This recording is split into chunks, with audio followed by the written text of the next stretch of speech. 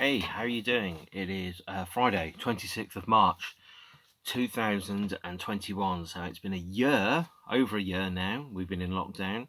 Normally on these Fridays, the last Friday of March, I am normally seeing a band somewhere in London as they just launch their new album before they go off and do lots of summer festival touring.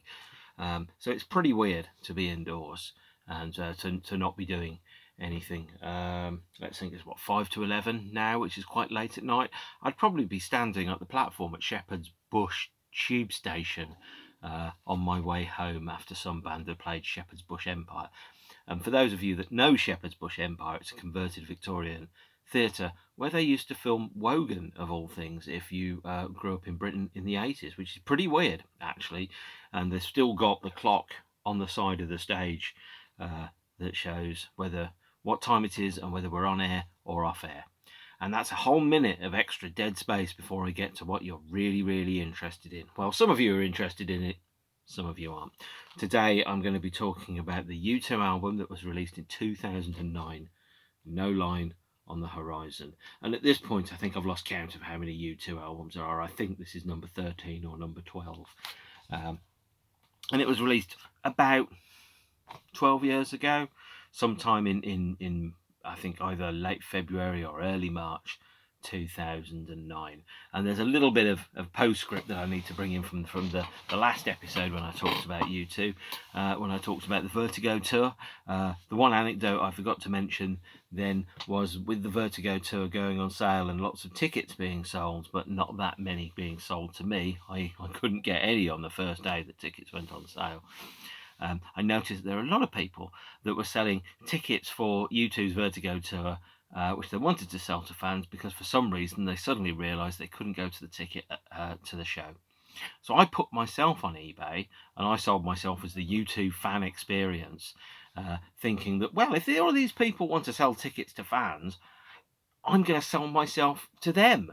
And so I promised to spend some time with anyone that's got a spare ticket for one of the Vertigo shows in the UK. I promised to sing along badly, to buy them a drink at Twickenham Stadium prices, and to talk the hind legs off a donkey about whatever it is I could think about U2, because I was fed up of seeing tout bastards selling unwanted tickets. Well, not unwanted tickets, they just got in the way and tried to sell tickets in order to make a bit of money. Whereas actual genuine fans that actually like the band wouldn't have had an opportunity to buy tickets and go and see the band. So I put myself on eBay. I can't remember if anyone bid for it. Probably not. I did get a lot of viewers. I got quite a few people actually kind of linked to it as cheeky fan tries to sell himself as a U2 fan on various news pages. I just thought it was funny. I thought I'd try it, and what have I got to lose? It wasn't as if I had a U2 ticket to start with, so I might have got another one at the end. Anyway, come the end of the Vertigo tour in 2006, the band kind of disappeared away, did the U2 3D movie. They played a short live set on the carpets at Cannes, and then they released a single, somewhat surprisingly, in 2008. This single, which you have probably not heard of, is the Ballad of Ronnie Drew by U2, the Dubliners, and Keeler and a band of Bowsies, whoever those are. A band of Bowsies presumably being an assortment of lovely Irish musicians. And this is the Ballad of Ronnie Drew that was written by Robert Hunter, Bono, The Edge and Carmody, being a tribute to an Irish musician, Ronnie Drew, that they thought the world of. It's really, really unusual. I think this CD single was only released physically in Ireland, and the single was only released as a physical CD single, so it wasn't released as a 7-inch, wasn't released anywhere else in the world. Passed me by actually for a little while. I picked it up a couple of years later. I had no idea that U2 had released a single called The Ballad of Ronnie Drew, and I think this was number 1 in Ireland. I'm sure if you're Irish you will know that far better than I will. And it's the most obviously Irish song that the band have released under their own name. It's pretty good, not amazing. Probably won't be on any greatest hits albums. You can find the video on YouTube. And then it all went very, very, very quiet. until early 2009. So there were rumours the band were recording. We didn't quite know what they were going to be recording. Nobody really knew what they were going to do. Until in February 2009, the band announced the release of the first single from the album, Get On Your Boots. Probably regarded by many people as the worst U2 single. I don't think it is the worst U2 single.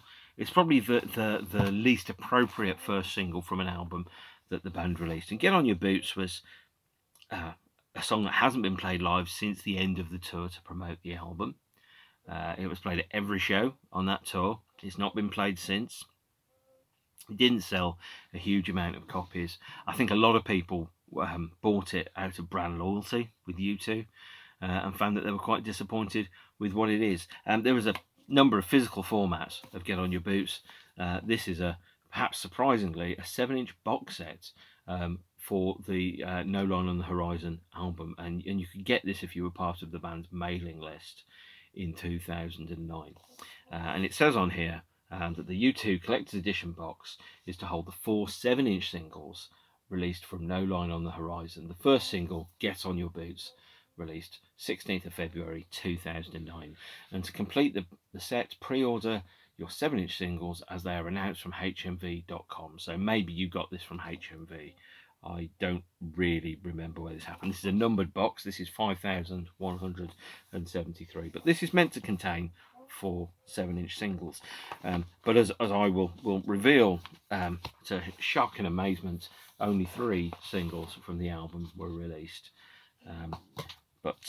So there were Get On Your Boots, backed with No Line on the Horizon, Part 2, Magnificent, which is the 7-inch, and I'll Go Crazy If I Don't Go Crazy Tonight, which was released on 7-inch as well. And I'll Go Crazy If I Don't Go Crazy Tonight came in a gatefold sleeve, presumably to fill out the contents of the box. There was, however, a 4th single that was released from the album, but you can only get it on the U2 360 Live at the Rose Bowl DVD Super Fancy Mega Pants Edition. Now I will do a separate episode where I talk through the tour and the releases that came from the tour. But what we do have is 1 7-inch single, the 4th single from No Line on the Horizon, which is called Soon. It's a double-sided 7-inch on red vinyl with the same track on both, which is a track called Soon, which is 2.5 minutes long, maybe 2 minutes 10 seconds. It was used as the intro tape on the tour. And so the band came on stage to it at near enough every show of the 2009 tour. That was the 4th 7-inch that was released from the album, although really I think it was just thrown into the box set to try and plump it up and make it look like it's worth more money than it actually is. Soon is a great track. It's experimental, it's weird, it's loopy. In fact, the whole thing about No Line on the Horizon as an album is that I really, really, really rate it. I know lots of people don't rate it. I really, really love this album, and I'll kind of explain why after I talk about Get On Your Boots.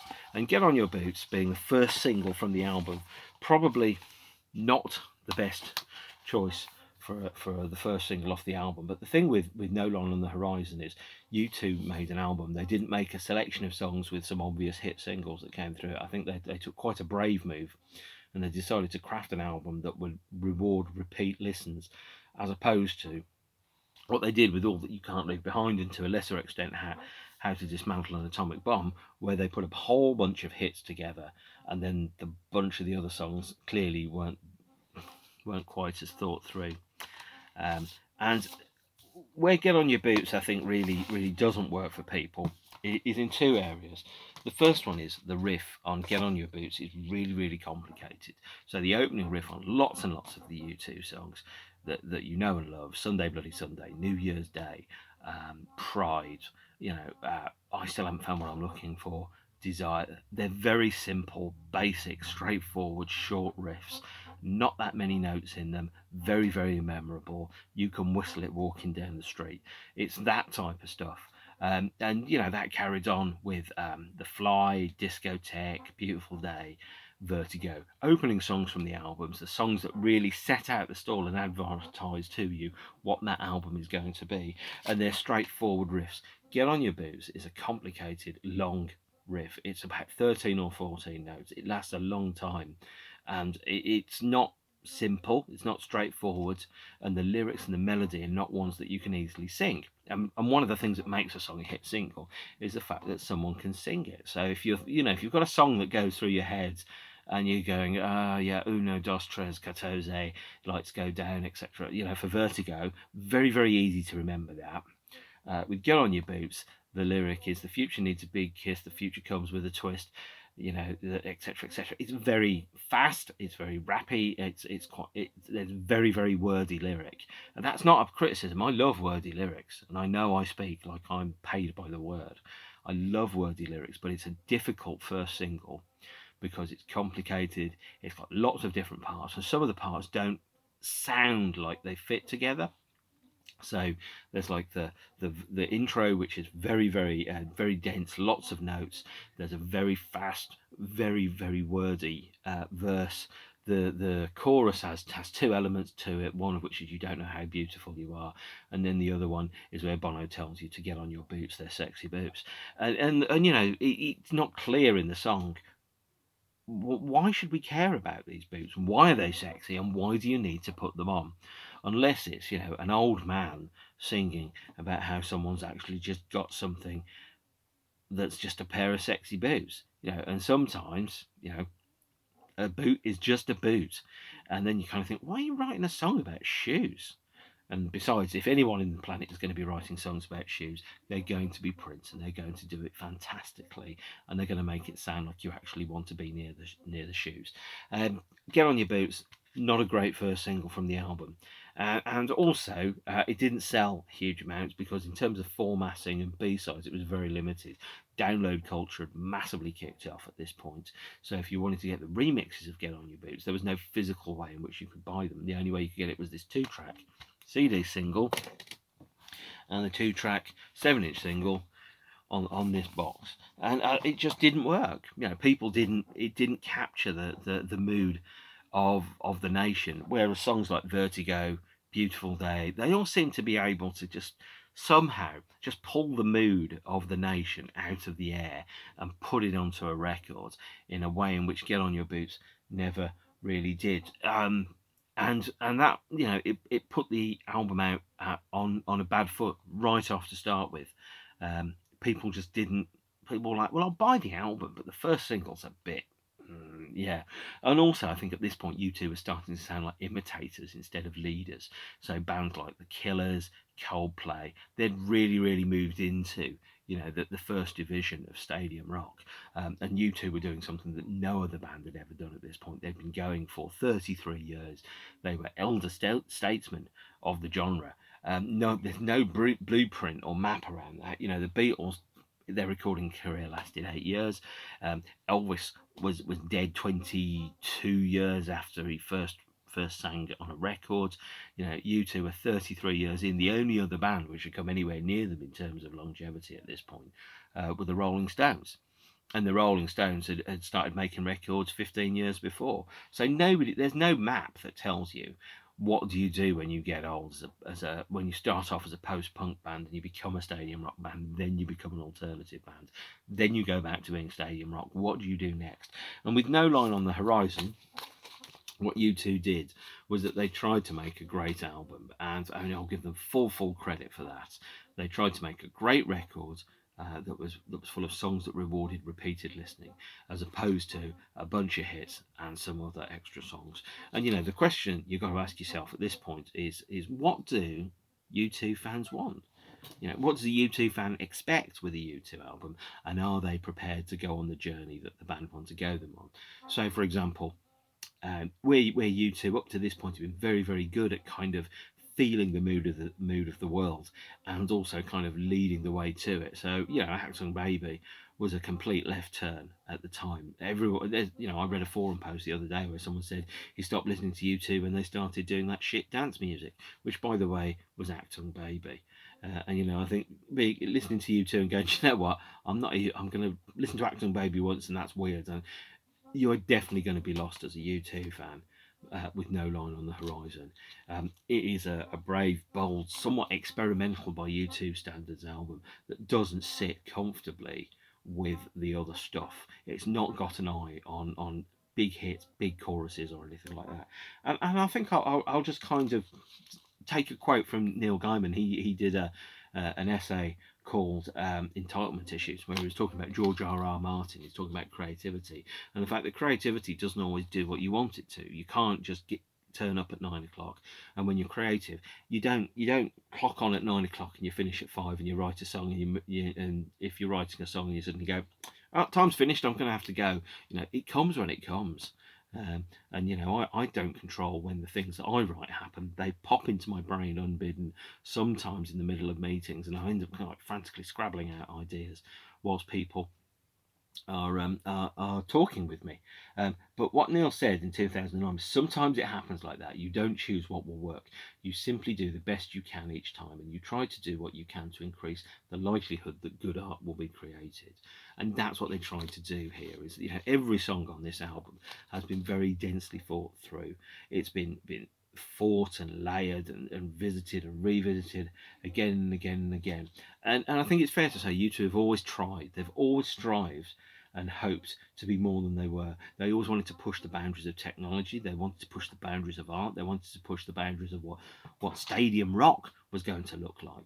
And when it would have been easy and simple for them to pump out another LP of stadium rock, of songs like Sunday Bloody Sunday, but not quite so good, in 1991. They didn't do that.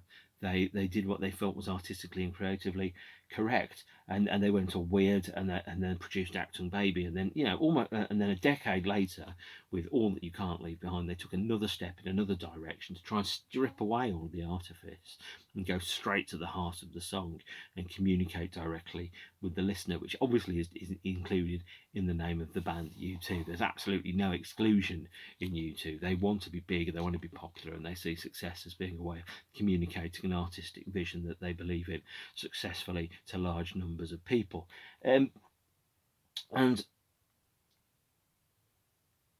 I think it's a challenging record. There's a reason for that. Firstly, I think lyrically it's not perhaps quite as straightforward as people think.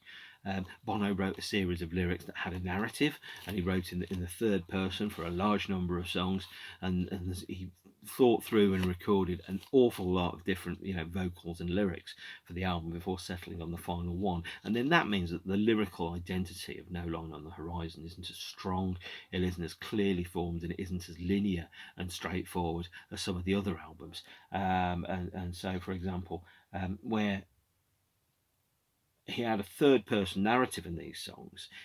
He was, instead of writing "You love me" or "I love you," it would be something else like "I love me" or "You love you." And so that makes the lyrics, and lyrics are really, really important, because when you're singing along to the song, you've got to know what the words are. And so that made the song and the album, I think, perhaps feel a little less focused than it actually was. The second one, you've got to remember what Oscar Wilde said, which is a man is never more himself than when he is wearing a mask. And there's some incredible U2 songs on here, and there's some average U2 songs on here. And sometimes the average U2 songs are the ones which feel like they've been focus grouped and tested, and they're going, okay, we'll go for a hit single here, we'll go for a big song. And some people, when they buy a U2 album, they want your stadium rock hits. They want Vertigo, they want Elevation. Nothing wrong with that at all. Absolutely great songs live, but U2 were kind of like going, no, we're going to give you something a little bit more challenging. And this was also at the point where the band were 30 years on from the debut album, and every band has what Neil Tennant calls an imperial phase, and No Line on the Horizon was the start of the end for that. I think because 30 years making hit singles, no one's had 30 years making hit singles, not in U2's genre. Queen couldn't pull it off, Rolling Stones couldn't pull it off. Those are Pink Floyd just about did it, but they ended 27 years in, for example. And what I think, so there's songs like Fez and Being Born, and No Line on the Horizon here, which sound like, successors to Zeropa, to Passengers, to Pop. They've got that kind of atmospheric, textured, layered approach to them. They've got an unusual approach to melody, slightly obtuse, weird lyrics, strange sections where you go, wow, you went there. Like, for example, Get On Your Boots has a section where the song basically goes down to half speed and a completely new melody comes in before all of a sudden the chorus comes in. And that's the bit where they go, let me in the sound, let me in the sound, let me in the sound. Which, by the way, is fantastic when they play it live in a stadium, and I wish they'd play it live more often. And at this point, though, U2 have long, long since passed from it into the Rolling Stones territory. And I think, to their credit, what they tried to do is they tried to do something new, something innovative, something challenging, because they were going somewhere that no band's never really gone before, which is, you're getting into your third, fourth decade, you're still writing new songs, and the new songs, you're still trying to go to new places and develop new things. And as is the cliche Bono says about every album is that the edge is on fire. This has some of the best guitar solos that any U2 album has. So I'm thinking particularly about Unknown Caller, Moment of Surrender, Magnificent. They're all pretty heavy on guitars and solos of a type which Edge has never really played before for quite a while. Not since the end of Love Is Blindness, if I recall correctly, and probably didn't come back to again in his career.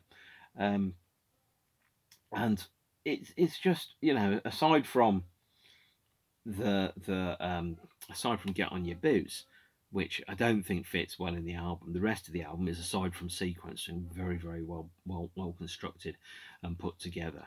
Sonically, it's, I'm still finding new things in it. I listened to it earlier on today, by the way, and there's still new things that go in there. And what they didn't try and do, they didn't try and craft stadium hits with this. What they tried to and I think generally they aim for, to create an album that reward long-term repeated listening.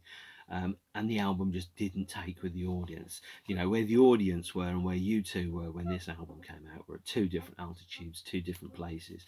And so as a result, the band haven't really played any of the songs off it live after the album tour came to an end. I think they played most of Moment of Surrender in 2015 a couple of times when they segued into the end of Bad. They played Magnificent on the 2015 tour, but just once. But since then, it's not really been revisited, and that's a real shame, because a U2 album comes with a weight of expectations, commercial, creative, and this record just didn't make those creative, didn't make those commercial expectations. The tour, by the way, did absolutely fantastic, and I'm going to do an episode about the tour. But the album didn't meet the commercial expectations. It only sold about 5.5 million copies. This version here, by the way, I'm holding, is the 2009 original double vinyl edition. This copy's sealed because I've never felt the need to open it. I have the CD. But what you'll see on the cover there is a photograph, and I can't remember who did this, but this is a photograph of a lake, I think, in Sweden, possibly, no, actually probably Switzerland, I think. And the photographer has a series of, he has a style which is very stylized, very black and white, and very graded, and he just takes photographs of landscapes and seascapes, and they all look kind of the same, but the idea is that they do all look kind of the same, and there's a theme around that. The other one is, the album is called No Line on the Horizon, and as you might notice, I'm wearing a t-shirt with the three symbols from the tour. One of the things about No Line on the Horizon is effectively it's the band saying that the normal conceptions that we have around reality, space, identity, land, those things don't exist, so the normal boundaries aren't there anymore. And for this album cover, by the way, the first editions of the albums came with a sticker, which you can kind of see here, which has the equal sign over it, which divides the two lines of the horizon. Back cover, by the way, again, pictures of millionaires. Larry's got a walking stick. I think that's on the beach in Dublin. And I think that I have to take into account the sequence of the album as well. So it opens with the title track, No Line on the Horizon. And I think the sequencing is way off on this album.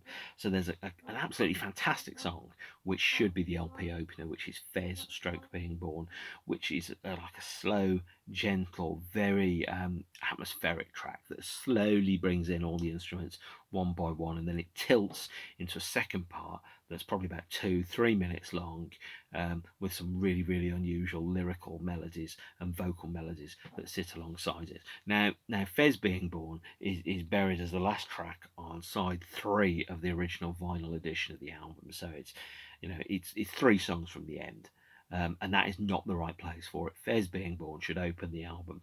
And then in my sequence of it, you then have No Line on the Horizon as a title track, which is then followed by Get On Your Boots, Stand Up Comedy, Unknown Caller, and Moment of Surrender. And then kind of like a phase 2, side 2 of the album should be Magnificent, Breathe, I Know I'll Go Crazy If I Don't Go Crazy Tonight, White as Snow, Cedars of Lebanon, and then a track called Winter. And I'll kind of explain why I've gone for that. Is I'm trying to create a sequence in the album where the songs kind of all work next to each other, and there's a flow that starts and ends.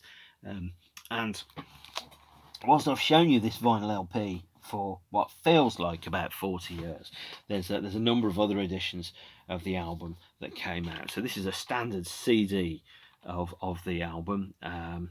This has a standard CD track list and the opening, and again first edition with a sticker on. I got this from a charity shop for £1 and as previously mentioned, I like to change the sleeves on these records. So when you kind of like go through this, there's a number of actually other kind of pictures which you can use. I'm just trying to see if I can find the right one here.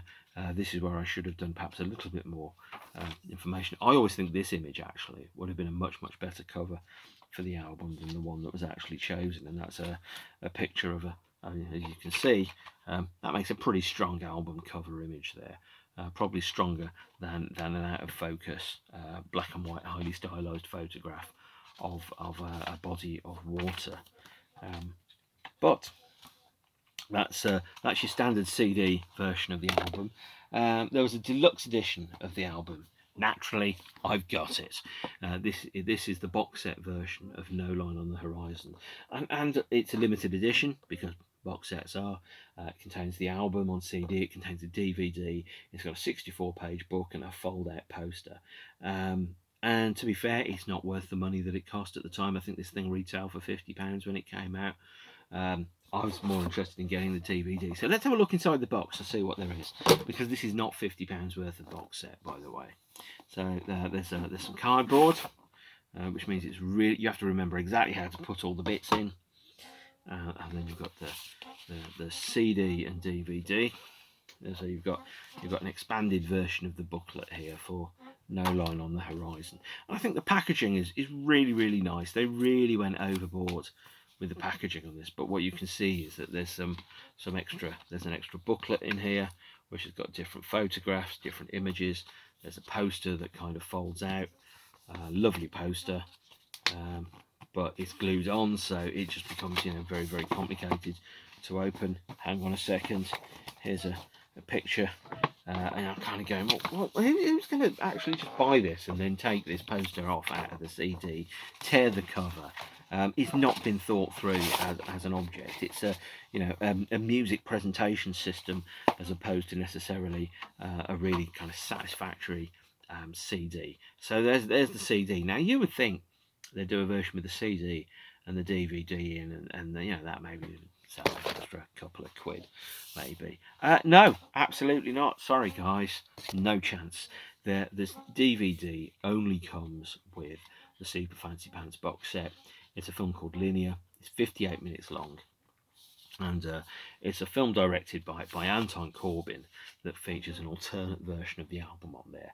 Now, Linear, as it is, by the way, is a story about a policeman in France, Paris, who decides to leave his job, take off in his police car, and drive to the coast, and then try and take a boat to try and get to Africa.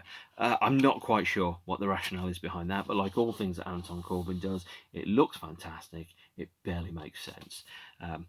But it also has a slightly different sequence, so it has a different running order for the songs on the album than the released CD, because the version that is on Linear is built upon the May 2008 sequence and lyrics of the album. And then, as I've said, Bono rewrote all the lyrics to the album pretty much at the last minute in the last few months of recording. So the band had been working through the songs for probably 2 years, and then Bono decided to scrap almost all of the lyrics and start again. I think he only kept White as Snow and maybe Cedars of Lebanon.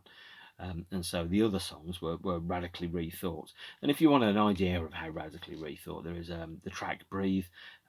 There's a version that was shown on a documentary about Nelson Mandela that has different lyrics that are basically all about Nelson Mandela's life. And this version of Breathe was also available in a re-recorded version on the B-side of a later single that was themed around Nelson Mandela, called Ordinary Love, which I'll get to when I talk about the Songs of Innocence album in 2014. But Linear gives you a fascinating and frustrating glimpse into the album that No Line on the Horizon could have been.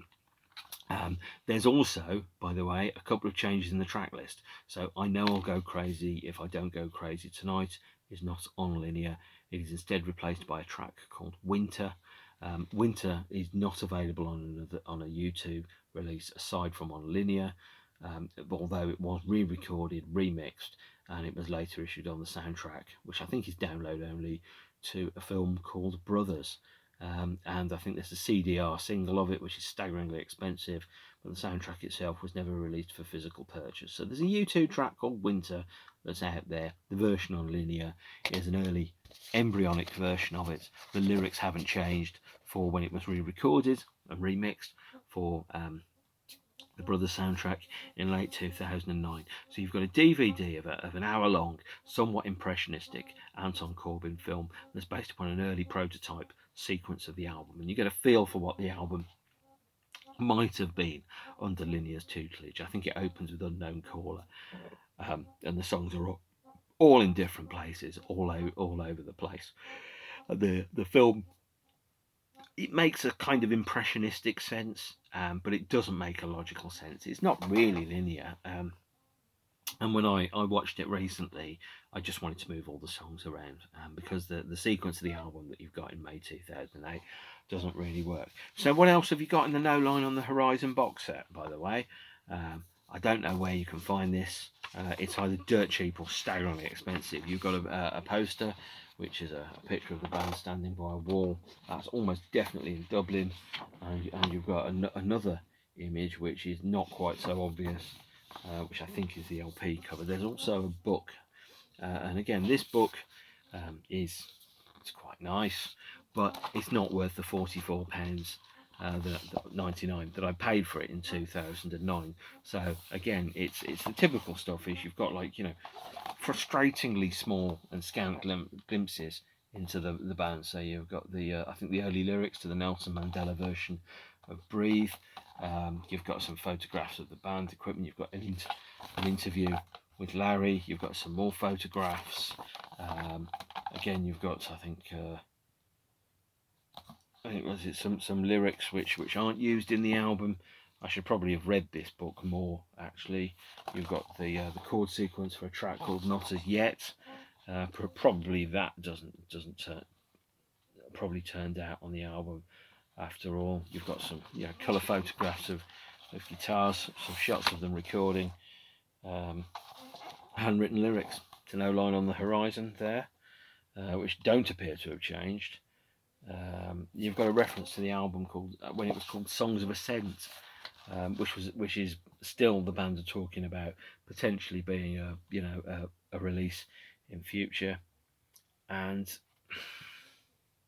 well, it's okay, but it feels like they're making up the numbers to make the box set worthwhile. So you've got a hardback book with some interviews and some pictures, and you've got a poster. You've got an awful lot of cardboard. One of the things bands never think about when they do these box sets is just how much real estate, how much space these box sets take up. And look at all the empty space that you've got in there. So yeah, let's put No Line on the Horizon back in there, but you have to put it in an exact and very precise way, otherwise it doesn't quite fit. Thanks, kids. So let's put it back in there. This is exciting. This is like an unboxing because I'm putting it back in the box now. I've never understood the appeal of unboxing videos, But here we are, ladies and jelly spoons. We've got one. So you put it back on, you stick it back on your shelf, and you don't play it. And oddly enough, you know, I barely touched this box over the years, yet for some reason it's got this crinkly edge on here. I don't understand it, man. I just don't understand why people would make box sets that just don't seem to do the job, to be honest. Well, this is exciting. Let's watch Mark's. Yeah, badly designed, I think, is probably another way of putting it. So there's another couple of singles that came out from the album, by the way, and I'm not going to try and rush this too much. I've got about 10 minutes. Magnificent had his UK CD single release with an edit on, backed with a track called Breathe, live from the Somerville in Bristol. There was also a CD single which features Vertigo live at Boston. Sorry, Boston. Got you mistook for Bristol, and a Justice remix of Get On Your Boots. So we've finally got a remix of Get On Your Boots on a physical release, and it's on the release of Magnificent. Now in America, Magnificent also got a CD single release, which came with 10 remixes of Magnificent, none of which were on the UK CD single, and some of these, for example, the dub mixes, are identical to near enough the second as the originals. So it's really just the same track, but with the vocals stripped off. And then the third single from the album is I'll Go Crazy If I Don't Go Crazy Tonight. And the band played a very, very different version of the track live, built upon and based upon the remix by the Dirty South, I believe, and also I think Redanka's Kick the Darkness mix. I wish they'd released the single version of the track had been the actual live arrangement, because they played it every night of the tour, and it was a belter. And here's another CD single of I Know I'll Go Crazy, which is back with Magnificent from Boston. Now that brings the singles from the album to a close. There was a 12-inch of I Know I'll Go Crazy If I Don't Go Crazy Tonight, which was released in America. I didn't buy it because I didn't want to. Still don't want to. Of course, if anybody wants to send me a copy of it for free, please do so. But I don't suspect that's going to happen. Now, the next release, which I'm going to mention here, was a fan club release in 2010 called Artificial Horizon. U2 have released a number of fan club releases and albums. The standard fan club subscription gift in 2010 was Artificial Horizon, which is a remix album, and that featured previously unreleased, in a physical form, previously unreleased mixes of Get On Your Boots, and pretty rare mixes of Beautiful Day, the David Holmes mix, which I think was only on the Australian single, previously unreleased Hot Chip remix of City of Blinding Lights, and the promo-only remix of Staring at the Sun. And it came in a pretty average card sleeve with a little note. Thank you for subscribing to U2. A booklet. It's not, I like that photo. That's quite nice, but it's not an amazing release. It's not thrilling at all, and it really felt that there was an element of, with the fan club gift for this year, it really felt there was an element of, well, we've got your money, we've given you your pre-sale tickets, will this do?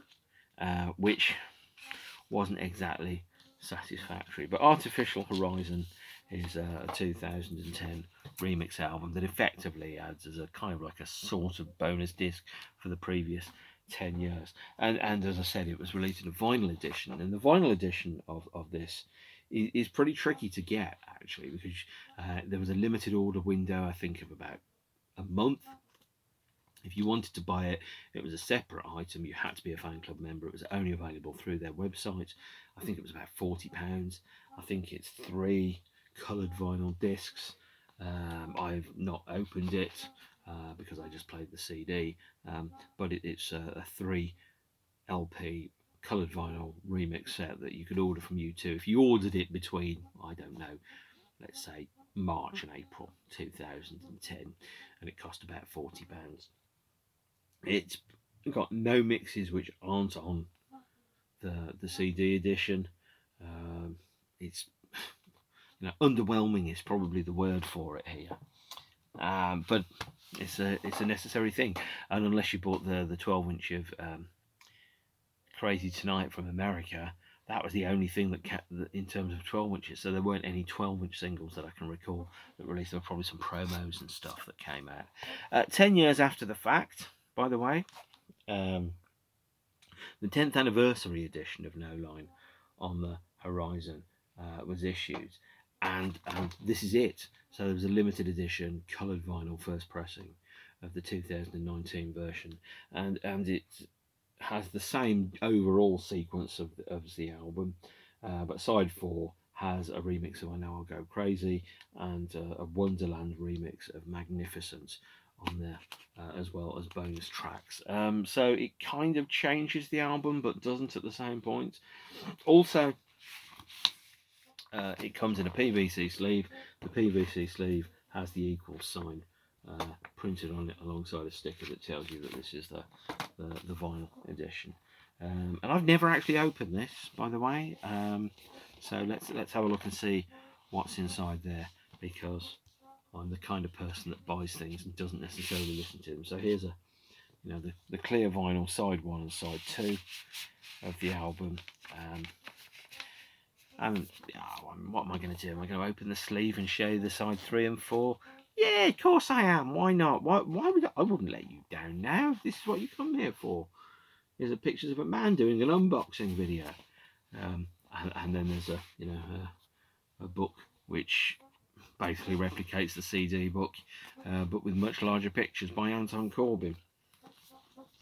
So that brings us to the end of No Line on the Horizon, which came out in, I think, March 2008, and the 3 singles which went with it alongside the single, The Ballad of Ronnie Drew, and the extra 7-inch track Soon.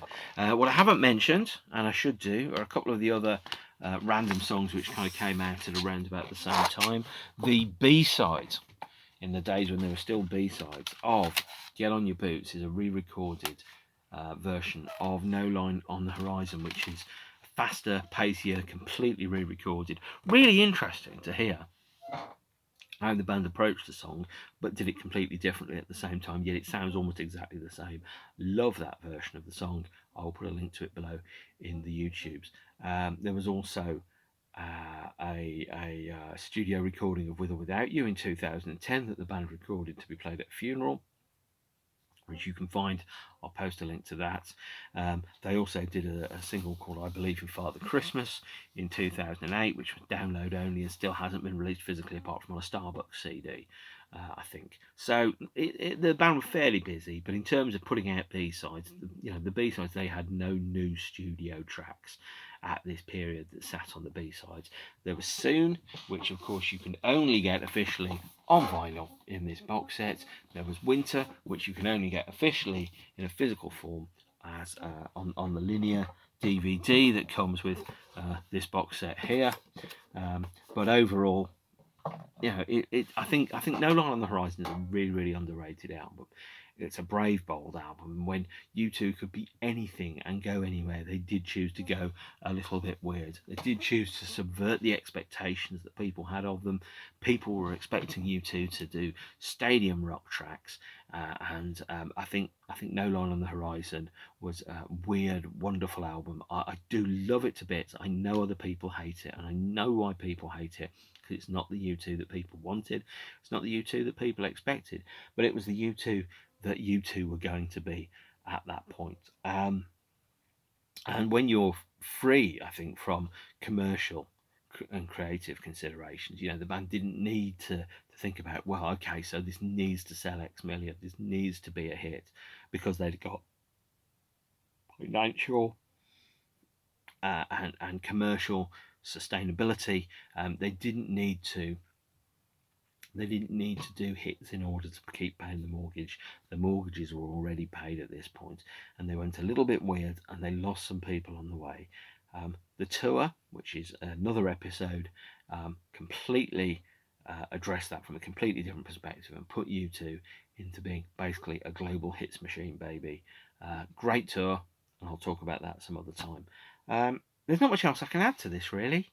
I love this album. I think it's absolutely brilliant. I think it's a very, very good, very bold album, and it is a challenging listen. I think the sequencing is way, way off, but aside from that, it's as good as anything else that U2 have done. I would put this easily in my top half of U2 albums, probably number 6 or number 7. But when I do all of the albums, I'll give you a ranking. I'm going to wrap up here. Obviously, don't be a dick in the comments, and I will see you all again some other time. Okay, thank you, and bye.